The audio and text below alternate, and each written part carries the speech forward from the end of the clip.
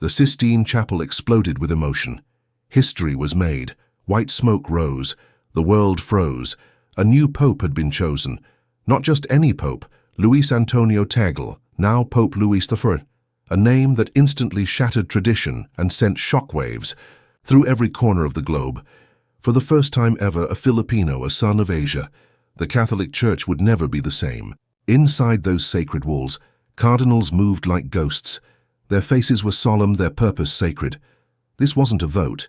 It was a spiritual earthquake. Each ballot dropped was a thunderclap. The world outside held its breath. Eyes locked. On that tiny chimney, one signal could rewrite history, and it did. White smoke, cheers, tears. History turned a page. Then came the voice. Habemus Papam. We have a pope. The square erupted. Cameras flashed. People screamed. The impossible had happened. Cardinal Tagle had been chosen. The weight of 1 billion souls now rested on his shoulders. He stepped onto the balcony, not as a politician, not as a king, but as the most powerful spiritual leader on earth. Yam to say. Moment was electric. He wore white, but his presence was gold.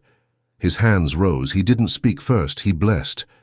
A gesture that felt like lightning striking the heart. The crowd didn't just cheer, they wept. This wasn't just a pope. This was a revolution. The Church had crowned a man of the people, a man of humility, of justice, of deep, raw compassion. From the slums of Manila to the mountains of Mindanao, Filipinos roared with pride. Bells rang. Fireworks lit up the skies. A nation cried tears of victory. They hadn't just gained a pope, they had given the world a leader, a healer, a spiritual warrior who knew struggle, who walked among the poor, who had preached not from golden pulpits but rain-soaked barrios. Asia felt the tremor. From Tokyo to Jakarta, Seoul to Delhi, churches overflowed. Hair Pope from the East, one who understood their stories, their battles, their dreams. It wasn't just symbolic, it was seismic. The Church was no longer Eurocentric. It had extended its arms, and the world leaned in to listen. Inside the Vatican, Pope Louis I knelt. He didn't strut, he didn't pose, he prayed. His choice of name, a statement. Pope Louis, after St. Louis IX of France, known for justice, compassion, humility. The message was crystal clear. This pope wasn't about prestige, he was about purpose. The Basilica doors groaned open, history thundered forward. The Pope emerged, the crowd exploded, flags waved, people screamed his name. Luis, Luis, Luis! The Vatican hadn't seen such unity in decades. The air itself seemed alive. Heaven smiled. The moment was divine. And when he spoke, everything stopped. His voice, calm but fierce. Let us build a church that is truly a home for all. No politics, no games, just truth, fire, love. He wasn't just leading Catholics. He was calling the world to wake up, to heal, to act, to believe again. But Pope Louis IX didn't wait for applause. He moved, fast. Hospitals, orphanages, slums. He went where few dared. He touched the untouchables, kissed the forgotten. And the people responded. Not just with cheers, but with change. His actions preached louder than any sermon.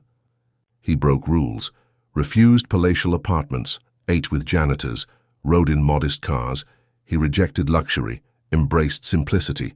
Reporters tried to catch him off guard, but he disarmed them with warmth, with wisdom, with that unmistakable spark of authenticity. He wasn't just the Pope of the poor, he was the people's Pope, a man whose eyes glistened when he heard stories of pain, a man who didn't shy away from hard questions. He faced war, corruption, poverty, environmental collapse, and spoke with courage. No scripts, no fear.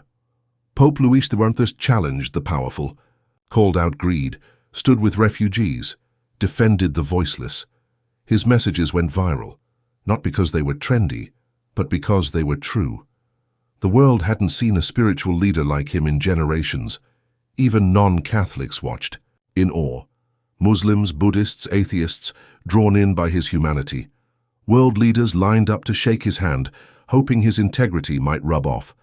His smile melted cynics, his presence softened hearts, and his papacy, unstoppable.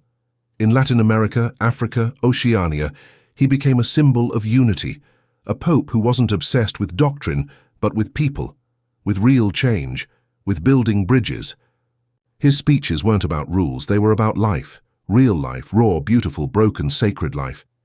He made the church relevant again. Youth returned. Disillusioned souls found hope. The church wasn't an institution anymore. It was alive. It breathed through him, through his touch, through his fire. He reignited a global faith. And through it all, he remained grounded. He visited prisons, hugged victims of abuse, sat with dying children. He didn't just bless the crowd. He entered it. He didn't preach from balconies. He walked the streets. The power of presence, the miracle of being human. Even the media, usually skeptical, couldn't ignore him. Headlines praised his authenticity. Networks played his speeches uncut. Commentators debated his courage. He wasn't chasing popularity. He was chasing purpose, and it showed. Everywhere he went, change followed. Corrupt officials were exposed. Forgotten communities received aid. His words shook parliaments. His prayers calmed riots. He didn't rule, he inspired. And in doing so, he rewrote the definition of leadership. His vision? A church that breathes mercy. A world that chooses compassion. A faith that touches the streets. He told believers, don't hide behind stained glass, go into the chaos. Be light, be truth, be fearless. His papacy was a revolution in real time, not with swords but with service, not with laws but with love. He didn't wait for miracles, he became one. He didn't ask for followers, he made people believe. The world watched and followed. Under Pope Louis I, the Church marched forward, not backward, not sideways, forward, with clarity, with conviction, with compassion. As he stood again on that balcony, arms wide open, the world held its breath, not out of fear, but out of hope. The same man who once walked barefoot through floodwaters was now guiding the most powerful religious body on earth. And he hadn't changed. He had elevated everything around him.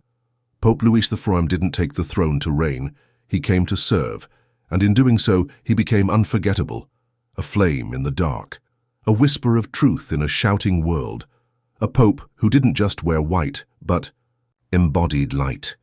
This wasn't just history, it was holy, it was bold, it was Pope Louis I.